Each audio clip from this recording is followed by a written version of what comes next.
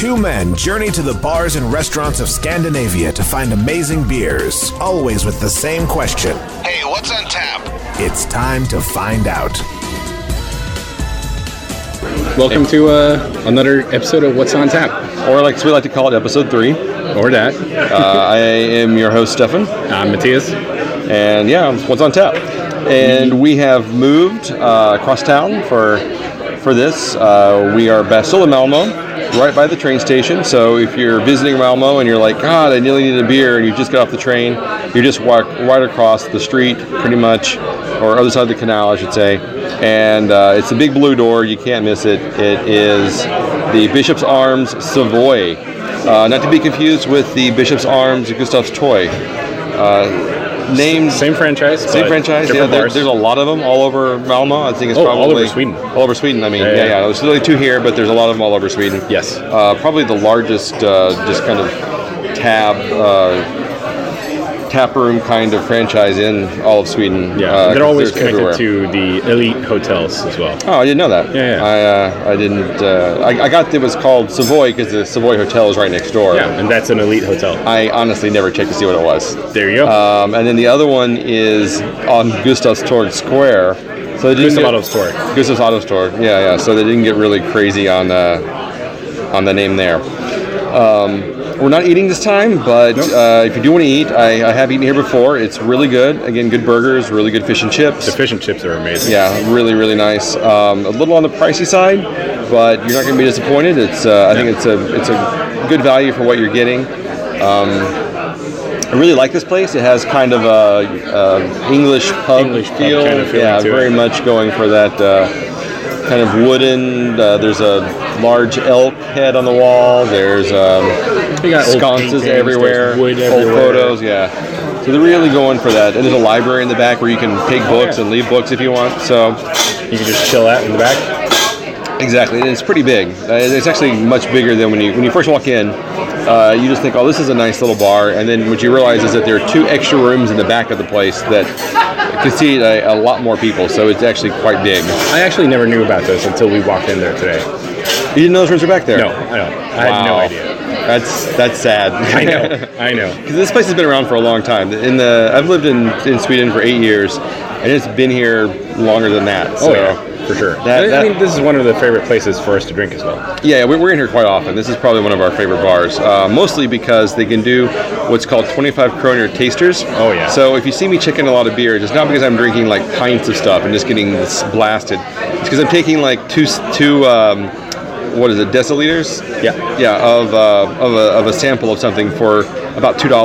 Centiliters. 2 centiliters. You know what I say, deciliters? Yeah. Yeah. Again, that would be almost a pint. Didn't grow up in the metric system, so 2 centiliters. I should know this by now. Yet it's so much easier than your system. Yes. No, it is. It's far easier because our system makes no sense whatsoever. No. It is ridiculous. I've been using ounces recently, and I'm just like, what an imprecise measurement this is. This is ridiculous. And also, one of the other reasons that we're often here is because of the bar manager, Rob. Yeah, Rob's great. Rob is absolutely fantastic. So he used to be the bar manager over at Mikkeller Bar Victoria Gade, the original bar in Copenhagen. That's where I got to know him, and then he moved over here. And after that, this has basically become the place to be. Yep. Keep talking. Keep going. You're doing really good. Keep going. Yeah.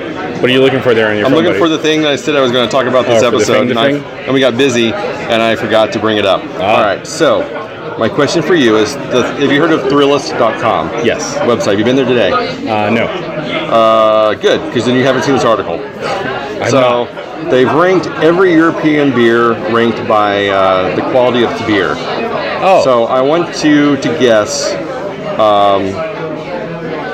we'll say the top 5 countries for their beer quality. And we'll see. I think you're gonna do pretty good on this. Actually, I'll tell you what ranked very low.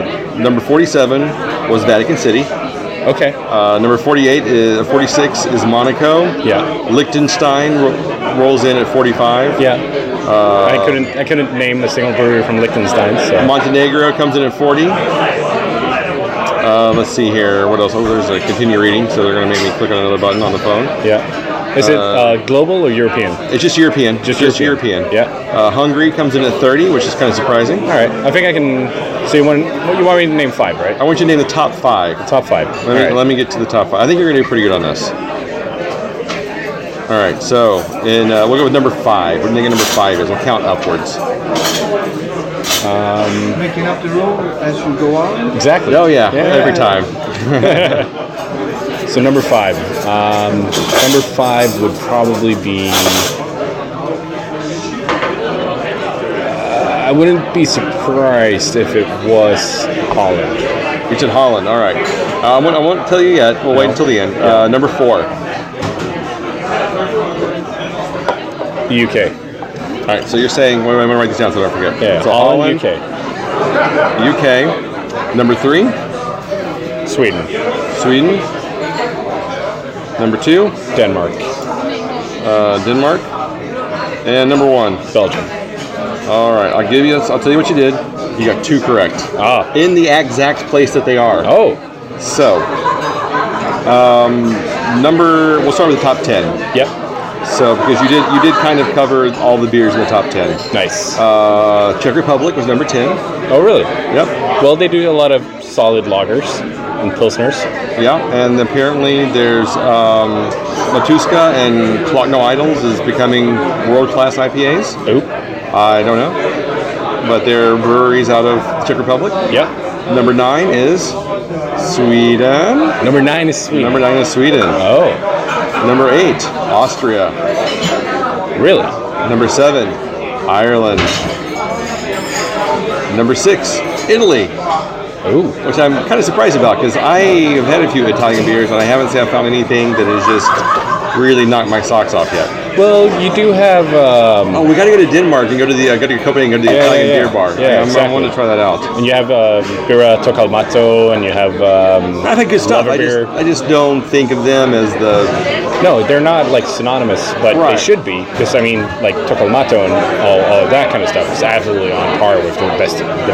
And I would, if I was picking in order, I would definitely put Sweden before Italy.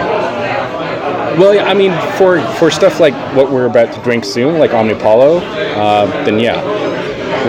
And I mean, there's so many other good breweries as well. All right, number 5, Denmark. Denmark's number 5. Denmark's number 5. Yeah. Number 4, the UK. 4 is the UK. So you did get that right. I did that get was that one right. Number 3, the Netherlands. Netherlands number 3. Yep. Number 2 is Germany. I thought they were going to be up there because of the Reinheitsgebot and all that. I knew they wouldn't be number 1. Yeah. But I would have put them in the top 5, probably. Somewhere in there. No, I would top 10.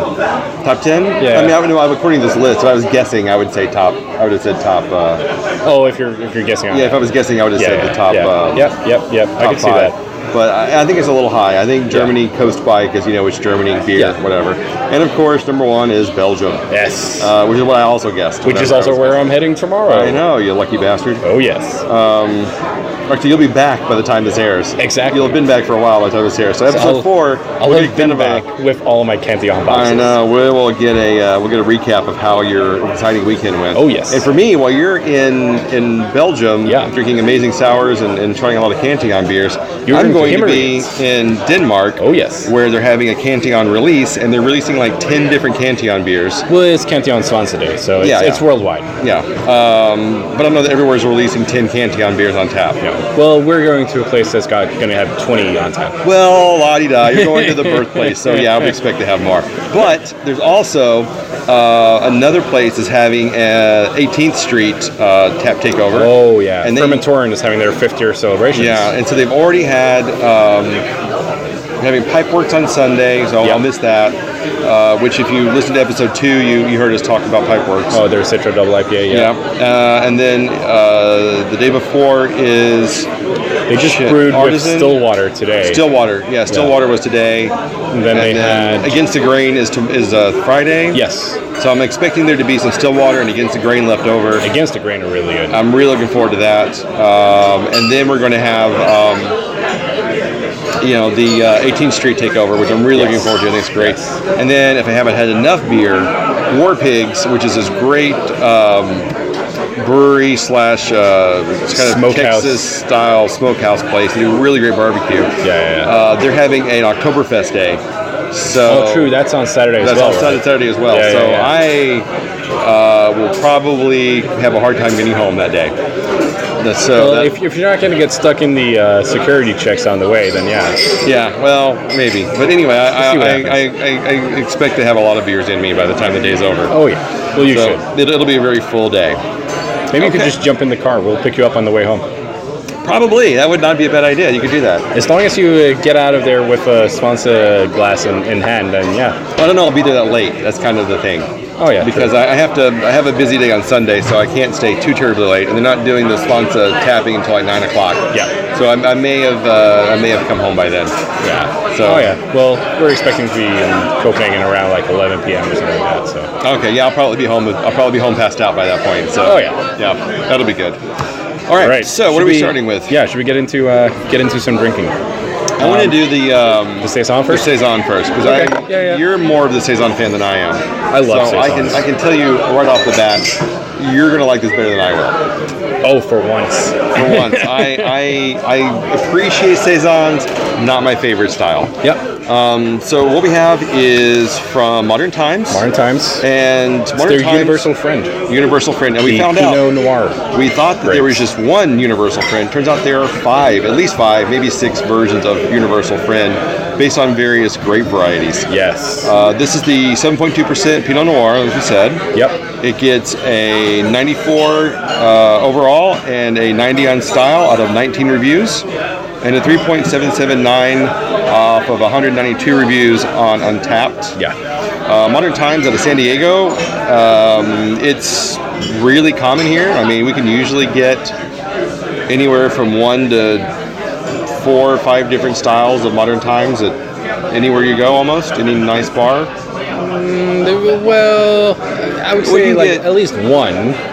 When we were at the first Tugs, they had 2 different cans. I'm talking about cans. I'm not saying on tap. No, exactly. On tap, you find it. Well, you usually find it in waves. Yeah. Usually, one place gets something, and then you see it pop up in 2 or 3 other places. Exactly. But on cans, you can usually find anywhere from 3 to 5 cans of it at your more beer establishments. Yeah, as long as it's like a decent. Well, as long as it's like a craft beer bar. Yeah, craft beer bar. You're going to find like at least one type of can. Right. So it's not a stranger to Scandinavia in any way. And it's quite a new brewery as well. Yeah, they haven't been around very long, and I was really surprised when we started getting it here because it happened really fast. Yeah. And you could suddenly get it all over the place. Now, you picked this because of the brewer. Yes, Michael Tonsmere. So he's the author of American Sour Beers, which is kind of like the sour beer blog or not blog, like the sour beer Bible for homebrewers. Now, do you have a copy of this? Oh, of course I do. Can I borrow it sometime? No, I cannot. Okay, all right. I don't need to see all your penises you've drawn on all the margins. But no, exactly. It's like the bigger the penis on the page, the better the page is. Yeah, the more important the page is. Exactly. Yes.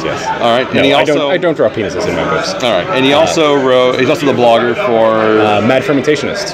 Fermentationist. Yes. Great. Where I've learned a lot of techniques for all my like funky Brett and sour beers. Right. Now Matisse and I are both big fans of sour beers, and the fact we haven't covered a sour beer yet is kind of amazing. Well, we did kind of cover the Berliner Weiss, which is slightly tart in the city. It's tart, but I wouldn't call it like a sour, go-to sour style. No. But we're going to get there. Well, we do have the Mikkeller and Free Floyd's collaboration, Blue Ghost, on tap here today. Right. We might pause at some point and pick up one of those, because that is simply outstanding. Fucking fantastic. Yeah, just hands down an amazing beer. All right, so anything else you want to say about Modern Times, or... I've been impressed by their hoppy stuff so far. Also, they had a apricot. I think it was a wheat beer. Yeah. Apricot wheat. Yeah. That was kind of nice. I haven't tried the City of the Dead or Undead. Oh, the stouts. Yeah, I've heard really City mixed. of the Dead was City of the Dead. Yeah. Good. I've heard really mixed things about it. I thought the Monsters Park variants they had at CBC this year was absolutely fantastic. Really? I haven't tried that. I didn't get to try Those that. were really good. I didn't get to go to CBC. Poor you. I was on a special diet. I didn't drink anything for 2 months. It was a miserable life experience. Good job putting it in May. Yep. Well, I didn't know at the time. I wasn't planning it. I just was like, I got 2 windows coming into summer. This works. Yep. Okay. So, going with look. What do you see? I see red. You see red? Wait. It was described as having a clove, grape, citrus notes with Some a little sweetness to it. Yeah. And one guy described it as kind of a cranberry color, and I would say that's spot on. A little bit lighter than cranberry, but yeah, it's definitely going for that kind of light red. Oh yeah. Raspberry. I mean, I would Kind of looks like a framboise. It does look like a framboise, Yeah. and I'd almost expect to get kind of raspberry sour notes out of this. So it's kind of messing with me a little bit.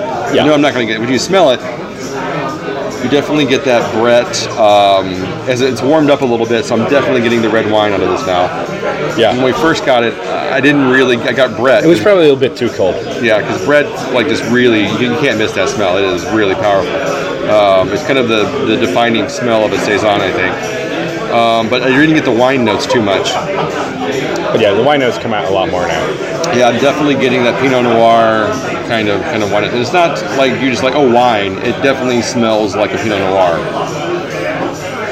I really like it. It's got a strong, I think, alcohol nose to it. Now you're saying you like it. I do. Well, I like the smell. I didn't like it because it's warming up, but I'm getting more of those wine notes. Before it was just straight up I'm Brett. even more excited about it now.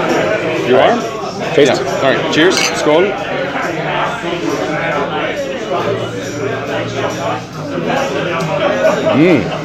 Yeah. Still got that Brett funkiness to it.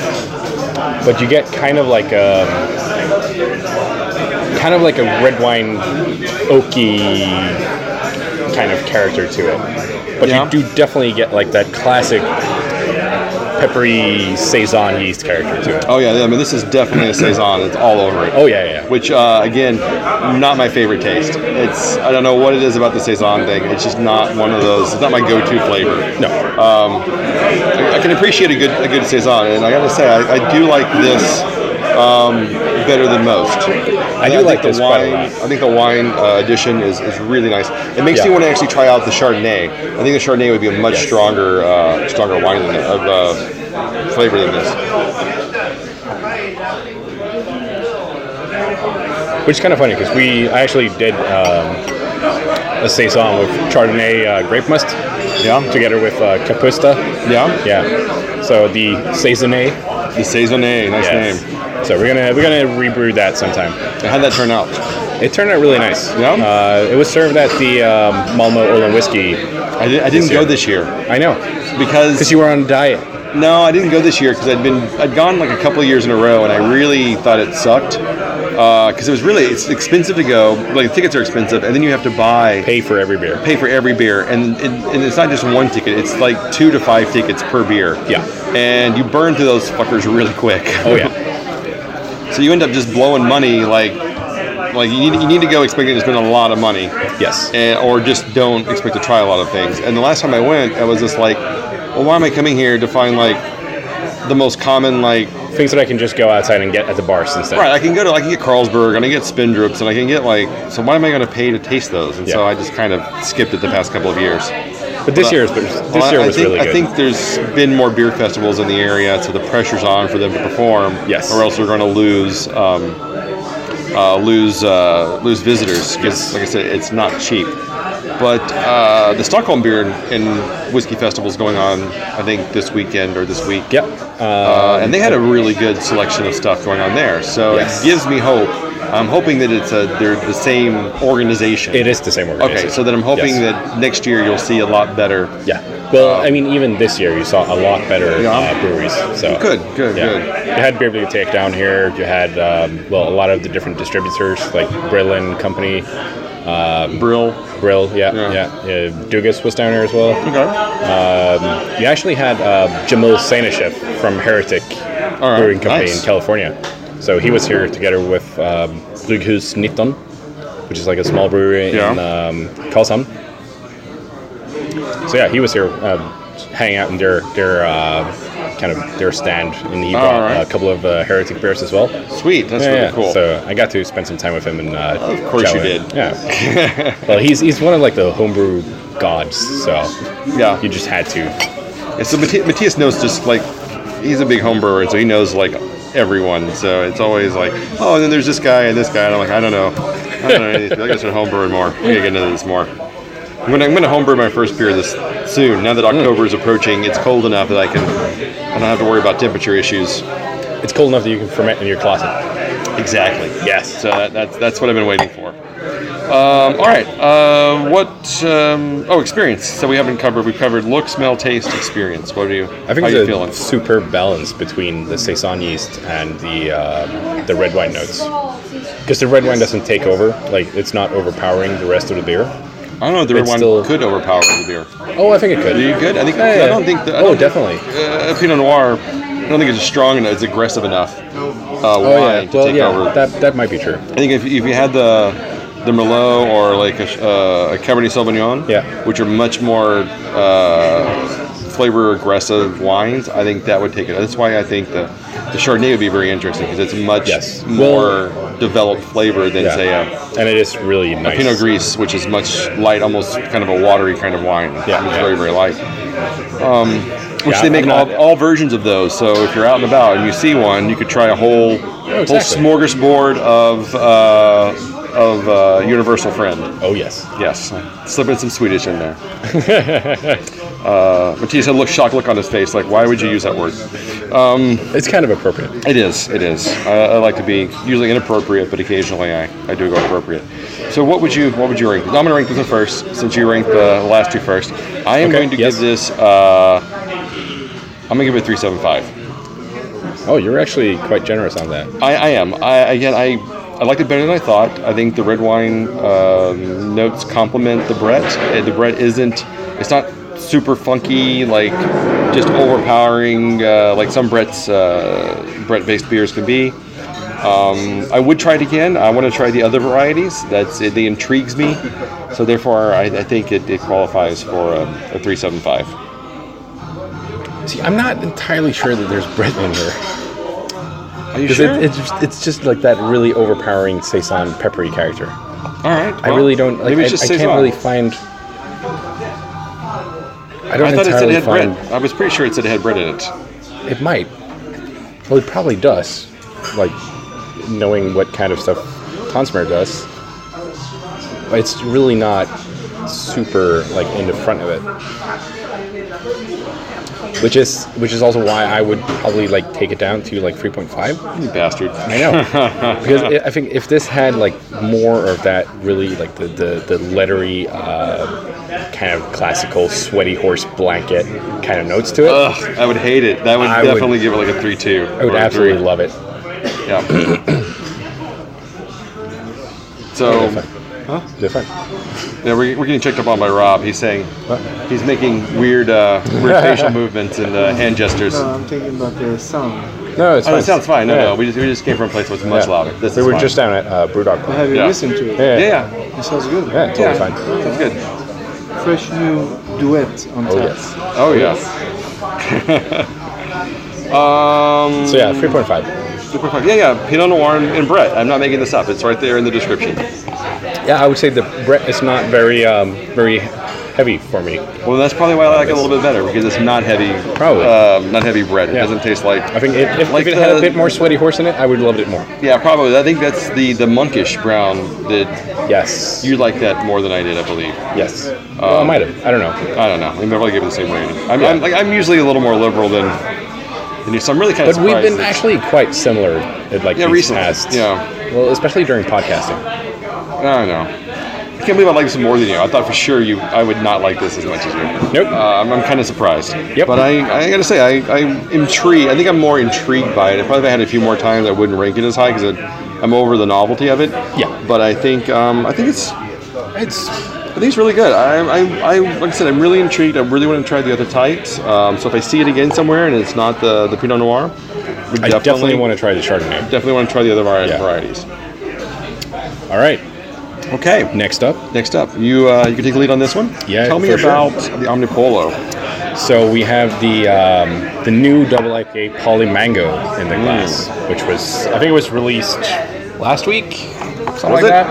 All right. Which is going to be a couple of weeks ago after this airs. Yeah. So it was released the third week of September. Yes, exactly.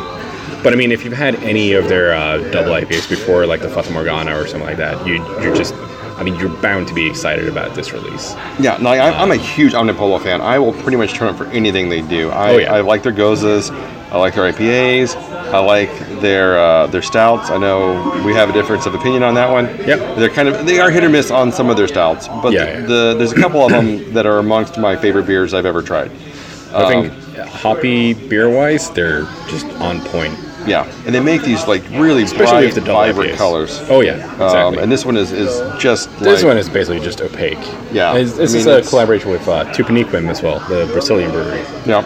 So, but yeah, it's the Polimango double IPA, 8.5%. What are you expecting in the glass? We had the Citra double IPA last time, but it was just like kind of just a straight up pure double IPA. Yeah, that was more of a classic double IPA. It was this clear, one I'm expecting not very cloudy or hazy or anything. Just like a really citrusy, a little bit sweet from the mango, a little bitter, but not like as bitter as the Citra was. Yeah. But just like a nice round mouthfeel, a little oily, dank, as the kids are saying these days. So I'm expecting to really, really enjoy this. Yes. I have high hopes for, and the color is I just absolutely love the color. Just looking at it, it's like the embodiment of the New England style IPAs. Yeah, it's just you cannot see through it at all. It's cloudy, almost completely opaque. Cloudy as hell. Yes. And just looks great. There's some nice lacing on the glass. Yeah. We've had this out for 20 minutes now? No, it's probably closer to 30, maybe going on 40 at this point, because we had to do our research on the stuff before we started. True. But yeah, this just still. And Omnipollo is one of the shining stars of the Swedish beer industry. They're the number one rated brewery on Untappd in Sweden right now. Yeah, and most of their beers, if you look at the top rated beers in Sweden, I think in the top 20, I think they have maybe 15 of them. Yeah, probably. They're really, really loved. And I got to say, I really haven't had anything from them that I've hated. I mean, there's been some stuff I haven't really loved, like the Anagram, which was the blueberry cheesecake stout, which I didn't think really worked all that great. But still, it was interesting and delicious. But the Yellow Belly is absolutely my favorite stout from them is the Noah Pecan. Noah Pecan is great. Yeah, absolutely fantastic stout. Yeah, I'm a huge fan. The Yellow Belly, I had the Yellow Belly Sunday last year, and it's one of the first beers I ever gave a 5 out of 5 to, because it was just flawless, absolutely amazing. Matter of fact, I just went around to every place I found that had it and just kept ordering it over and over again. It was so good. But it was like 12% alcohol. It was ridiculous. Yeah. But they're based out of Stockholm. Yeah. He has his own bar up there now. I know. I'm going to go there in a few weeks. Omnipollo's hat. I was there in June. Yeah, rub it in. You really have to try their pizzas. Okay. The pizzas are absolutely amazing. I'll keep that in mind. They're really good. And there's one with figs on it, I believe. Okay. That one was absolutely fantastic. I will definitely check them out. And if you walk down just a couple of streets over and down Hornsgatan, I believe it is, you'll find his brother's new ice cream shop, King Scoopa. Nice. Which is absolutely fantastic. Yeah, I looked them up online, and they have some pretty awesome flavors. Dude, like it's just crazy, right? Like their donut ice cream burger. It's like, who comes up with that? That sounds delicious. I know. I'm ready for that. It looks fantastic. So I might be going at the end of October, and then I'll definitely be going in November. So nice. So we'll see. I might be doing a double hit. Awesome. Okay, getting back to the Polimango. So we kind of covered the looks of it. It's a yellow opaque color. Can't really see through it. No, yeah. It looks like a proper New England hazy style, or even cloudy style IPA. Oh, very much. Smell. Oh man, that is strong. I mean, just hop for days. That just. You actually get a bit of a grassy. Oh yeah, very grassy on it. You get the citrus in there. Oh yeah. Yeah, really nice. You get a bit of mango. Yeah, really some of the fruity. piney, mango-y. Yeah. So it's like throwing mangoes in a forest. Yeah, in a pine forest. It is very much a. Yeah, you get the piney, you get the tan of the tangerine. You get the smells hops. lovely. Yeah, just overall fantastic, amazing smell. All right, cheers. Cheers.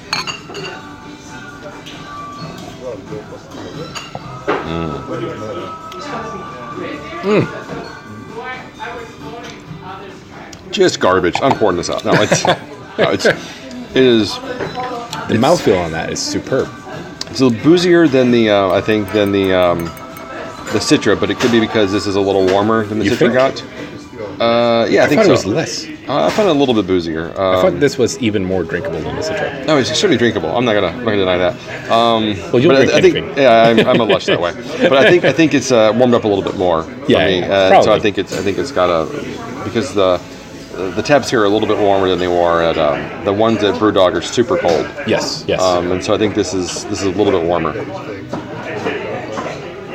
This hits all of the massive fruity notes for a double IPA. Yeah, I mean, so nice. Yeah, you're getting the sweetness is in there from the mango. You're getting the oranges, tangerine kind of notes in there. You're getting the and you still piney, get a proper poppy, like piney backbone to it. Oh yeah, it's not as I expect it to be a little bit richer in the mouth, like a little bit more oily. But it's not. It's really pretty clean. I think you get overall. like it's super like hop oily coating all around your tongue. You think so? Yeah. I don't think so. It's like on the sides of the tongue, you get tons of it. Take a swirl there. Swirl it around your mouth. All right, let me swirl around this time.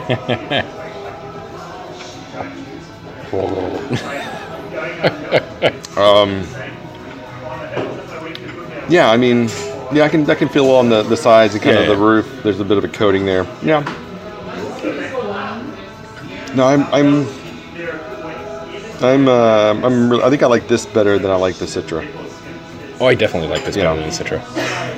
I think this is a perfect kind of example of the New England style double IPA. Yeah. It's not as good as the Cloudwater we had a few weeks ago, which was outstanding. But it's really good. I think the Cloudwater is probably... I still have mine left in the fridge. I still have 2 left. You have 2 left? Yeah, because I bought 2 from the... Oh, from the online shop? Yeah, from the online shop. So I have 2 left at home. Nice. And, so we're drinking those on the 8th of October? Fuck you, no. I'm keeping those to myself. No. We'll definitely break one of them out. Awesome. And so, yeah, that'll be a lot of fun. Then we'll do a little like private tasting podcast episode. Yeah, we can do that. We'll have some more people with us. So we'll have some smoked pig as well. Yeah, it should be fun. Stefan here is an avid smoker. Yeah. Somewhere not of the marijuana or cigarette or pipe kind, but from the food kind. Nope, we're gonna smoke some pig in a couple of weeks and do a bottle share. So that'll be a lot of alcohol consumed that day, I'm sure. Oh, probably. Yeah, because I have quite a bit of stuff, and I know that 2 of our friends that are doing this are gonna be bringing quite a few things themselves. Oh, yeah. So that'll be really nice. That's gonna be a fun day. Oh yeah. So overall, I guess the last thing rating. I'm gonna go 4.25. 4.25. Yep. Oh, I'm actually gonna go 4.5. 4.5 for once. Yes, I know that's the brag about. I always feel like for once I rate it lower. Yes, I always feel like I'm too generous with my ratings, but I think this is because if I'm giving Cloudwater 4.75, I think that's what I did as well. I don't think this is on that level. Oh, I think it's a couple of steps below. I think this is definitely close. I think there's an in-between one, like, that fits there's in between. There's an 0.5 in between? Yeah, there's an 0.5 in between. Yeah, for me that's just a 0.25 in between. Yeah. I think there's one between here and there that bridges that gap. I don't know what it is, but I'm sure I'll find it one day. But I'm really pleased with this. I would definitely order this again and again. Oh, yeah. Or at least one, because... Again, it will tear you up at yes. 8.5? 8.5, yeah. So and the other one was 9. So drink with care. Yeah, be very careful because you're not going to notice the alcohol overall. No, not at all. You're just going to taste amazing fruity, foresty, piney notes from it. Yeah, definitely. All right. Nice. Well, all right. This was episode 3. Again, coming Bishops to you Arms from Savoy. Bishops Arms Savoy. Yeah. Definitely check it out if you ever make it into Malmo. I recommend you do. We've got a lot of great drinking places here, and we're going to keep hitting the area. Eventually, we'll make it over to Copenhagen for a full day of podcasting, I'm sure. All right, so have a good night. Thank you guys for listening.